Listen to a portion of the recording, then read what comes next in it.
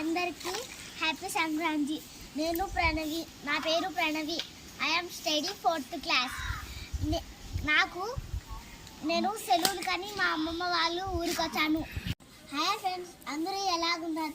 నా పేరు ప్రణవి, నేను 4th క్లాస్ చదువుతున్నాను. నాకు సెలవులు వచ్చాయని మేము మా అమ్మమ్మ వాళ్ళ ఊరికి వచ్చాము. మా అమ్మమ్మ వాళ్ళ ఊరిలో కొబ్బరి చెట్లు అనేటివి ఉన్నాయి. ఆ కొబ్బరి చెట్లు తీసుకొని నేనైతే పక్షుల గూడు అనేది చేశాను. ఆ పక్షుల గూడు అంటే నాకు చిన్నప్పటి నుంచి పక్షుల గూడులన్నా చాలా ఇష్టం.